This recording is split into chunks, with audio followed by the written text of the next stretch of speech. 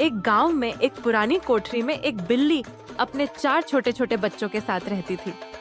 वह बहुत ही समझदार और सतर्क थी। हमेशा अपने बच्चों को सुरक्षित रखने के लिए सतर्क रहती थी। बिल्ली अपने बच्चों को सिखाती कि बिना सोचे समझे बाहर न जाना, क्योंकि गांव में कई खतरनाक जानवर घूमते थे, खासकर कुत्ते जो बिल्लियों को देखकर दौड़ पड़ते थे। बच्चे बहुत छोटे थे, इसलिए वे माँ की बातों को ध्यान से सुनते, लेकिन जैसे जैसे बड़े होते गए उनकी जिज्ञासा बढ़ती गई।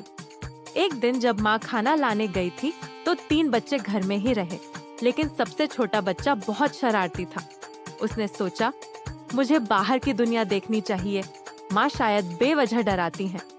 यह सोचकर वह बाहर निकल आया। जैसे ही वह दरवाजे से बाहर निकला, पास ही एक बड़ा कुत्ता सो रहा था। बिल्ली का बच्चा बेखौफ चलने लगा, लेकिन अचानक उसकी पूंछ पर कुत्ते की नजर पड़ी। कुत्ता जोर से भौंकते हुए उसकी ओर दौड़ा। बच्चा डरकर भागने लगा, लेकिन उसे नहीं पता था कि कहाँ छिपना है। तभी उसकी माँ वापस आ गई।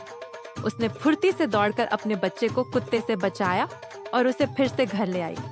बच्चा बुरी तरह डर गया था।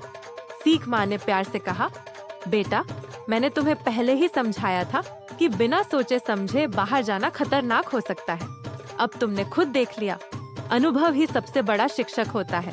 लेकिन अगर हम बड़ों की बातें ध्यान से सुने तो हमें खतरों का सामना नहीं करना पड़ेगा।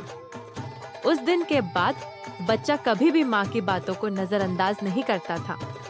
शिक्षा: बड़ों की सीख को अनदेखा नहीं करना चाहिए। अज्ञानता और जिज्ञासा कभी कभी खतरनाक साबित हो सकती है। अनुभव सबसे अच्छा शिक्षक होता है, लेकिन समझदारी से बचाव करना और भी बेहतर है।